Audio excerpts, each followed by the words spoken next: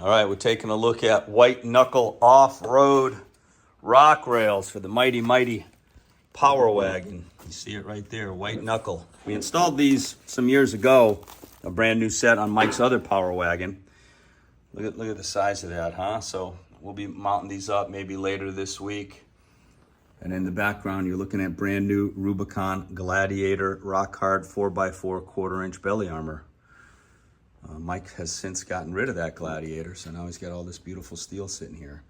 But this also is a light bar for the front of the Power Wagon right here, so that'll be an upcoming job on Recon Jeeper.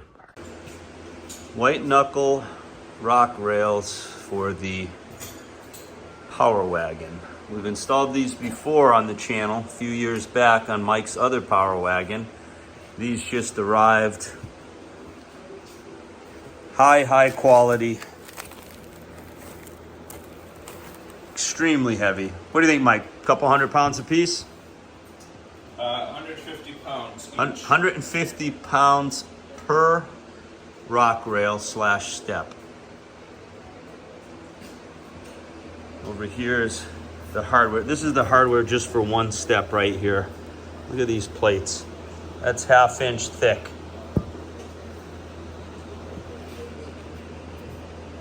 All the hardware. And then if we have time, we've got a light bar that we want to install on the front bumper as well. So we'll see how it goes. Okay, so I'm under the truck taking off these stock plastic steps. And all that holds them is, it's metric. There's a 13 millimeter bolt right here. And then inside there you have two 10 millimeter bolts. And that's it, one on each end. And this plastic step, which probably weighs 2 pounds, will be coming off.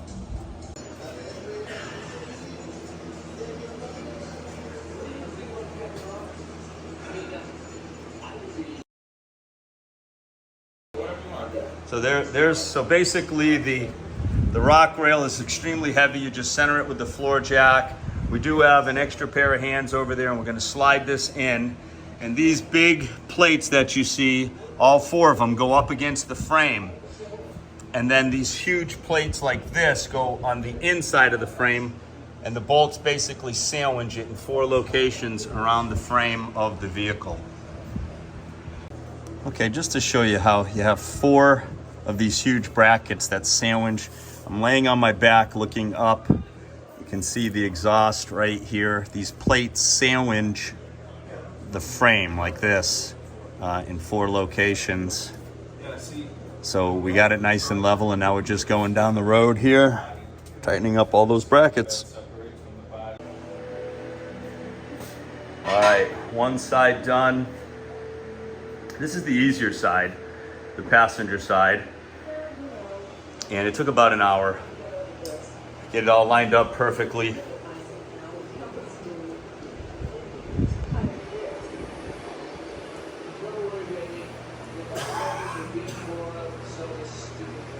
All right.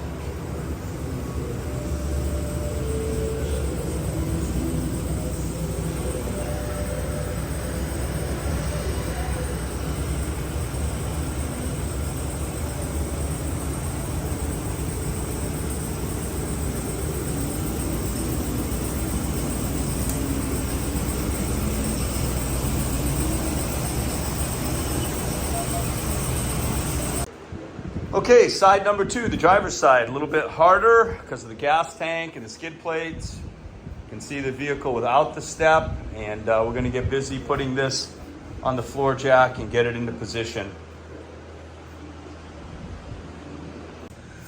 Okay, not going to lie to you. Looking underneath the vehicle on the frame, you can see that obviously the bolts that go underneath the frame are quite easy, but once you get into the upper ones, you can see one there, you're dealing with the emergency brake cable.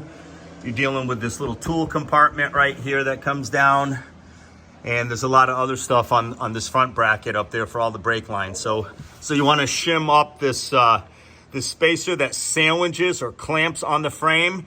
It slides up on the inside behind all the brake lines. So you got to be very careful not to sandwich any brake lines.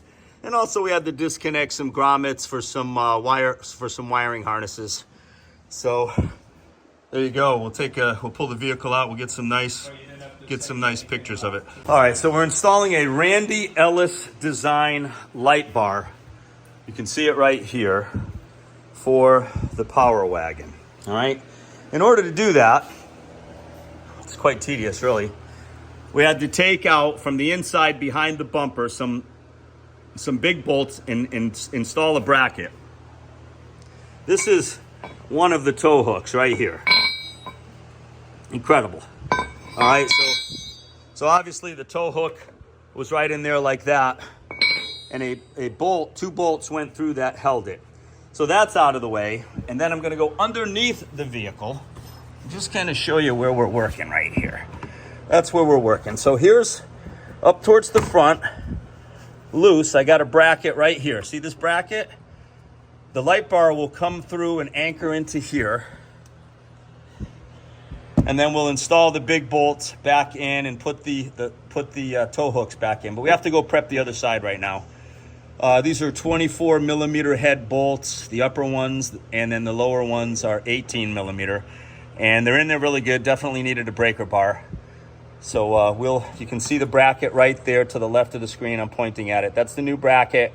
It's a triangle shaped bracket for the light bar. And then the other two bolts go back through it. And we have to prep the passenger side next, just like it.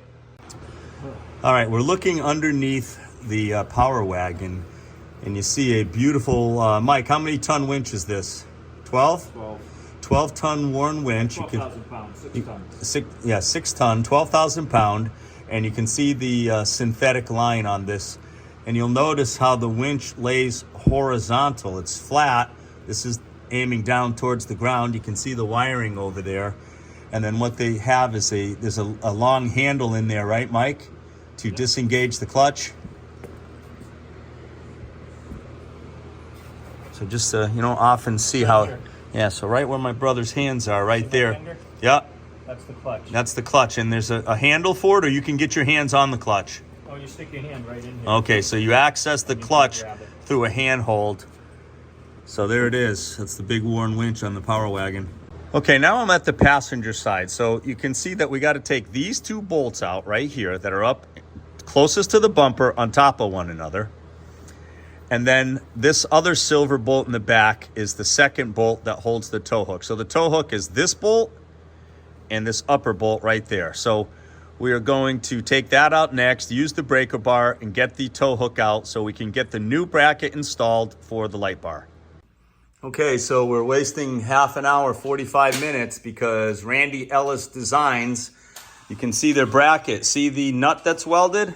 Would have been nice if they welded the freaking nut over the hole. You can see it's off almost 1/8 of an inch. So we're gonna have to open this up a little bit. All right. So like 2.5 hours from start to finish for the new rock rails.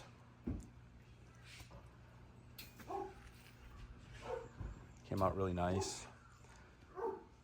We decided to scratch the light bar. The light bar was just poor quality.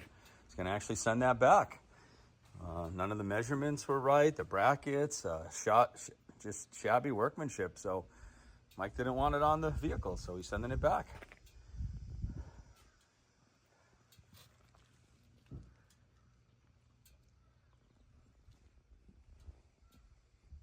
All right, it's a good project.